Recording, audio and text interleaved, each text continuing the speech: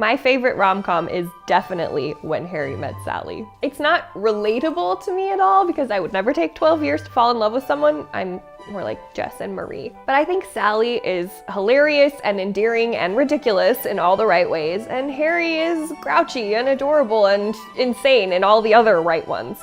They're just like made for each other. I love how easy and emotional they can be with one another because they never have a period where they're trying to impress each other. They're just themselves from day one, and I think it's so cute how they just fall in love with their truest selves and there's no expectations on them. They just can be who they are.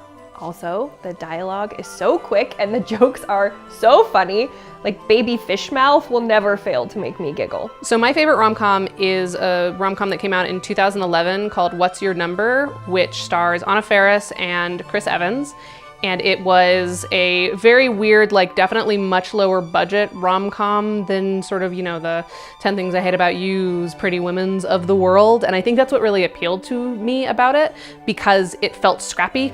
You know, it was well produced. It wasn't like an indie film, but it seemed like it wasn't overly produced. There weren't a ton of producers in the background like making changes to the script, so it got to be a little bit more raw and a little bit more like quick and funny, and the moments could be smaller and more intimate, which I really, really enjoyed. And I will acknowledge that there are some slightly outdated sexual politics in it that are a tad more problematic than are probably kosher these days. But I think that overall it comes from a good place, and I think that it deals with the issue with a lot of heart. And Anna Faris and Chris Evans are adorable together, and they're so funny. Both of their comic timing is out of this world, and it's one of those movies that I just go back to no matter what mood I'm in to put me in a good mood. My favorite romantic comedy is 500 Days of Summer. I love it because it's a little bit more unconventional. I love when I first saw it, how excited I was about how it looked. It kind of brought a typical romantic comedy to a different level for me. And I loved watching the development of Tom and Summer's relationship. And when I first saw it, I just loved and adored Tom. And I felt so bad for him, and all of my sympathies were just going straight towards him because I felt so bad that Summer would not commit to a full relationship with him. And then later in my life, as I've just kind of experienced a little more and felt like I learned a lot more about feminism, I have loved Summer and how honest she is, how open she is with her communication, and how she knew exactly what she wanted with her relationship with Tom. And it's taught me a lot of different life lessons. I feel like you can get so much out of the movie depending on different stages of your life. And I think it's just really fun and cute. The music is really fun and fresh, and I think a lot of us who love this movie go straight to that soundtrack, and I still do all the time to this day. My favorite rom-com is Crazy Stupid Love. One of my favorite parts about this rom-com is the relationship between Emma Stone's and Ryan Gosling's characters. They have the best chemistry in pretty much everything, and this movie is no exception. I think the shot when Hannah comes into the bar to kiss Jacob is so sexy. The way it just like starts out and then goes up to the kiss is truly amazing, and the kiss is also very good between them. And then I love what happens after that when they go to Jacob's house and end up just like talking the whole time.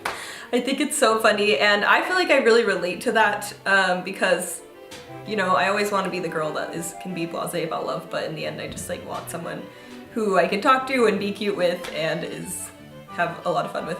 I think the cast is all around great. They have really good chemistry all together. Steve Carell and Ryan Gosling are really good together, as are Steve Carell and Julianne Moore. And I think the show does a really good job of like showing some realism in relationships and also kind of giving us what we think love is versus what love actually is. And they do it in a really comedic way. I quote this movie nearly constantly, and I've done a monologue from it, but I wanted to read you a couple of lines from my copy of the screenplay. Shout out to Sarah for this incredible gift. Sally. Harry, you're going to have to try and find a way of not expressing every feeling that you have every moment that you have them. Harry. Oh, really? Yes, there are times and places for things.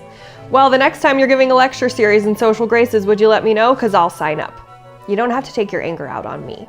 Oh, I think I'm entitled to throw a little anger your way, especially when I'm being told how to live my life by Miss Hospital Corners. What is that supposed to mean? I mean, nothing bothers you. You never get upset about anything. Don't be ridiculous. What? You never get upset about Joe. I never see that back up on you. How is that possible? Don't you experience any feelings of loss? I don't have to take this crap from you.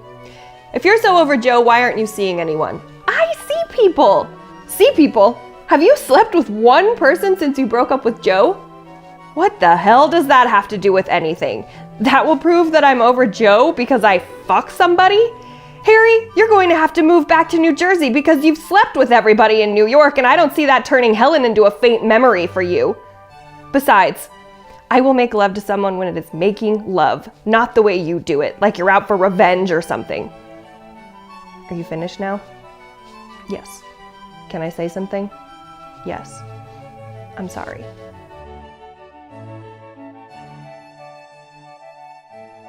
We want to know what your favorite rom-coms are, so leave us a note in the comments below and we'll debate you.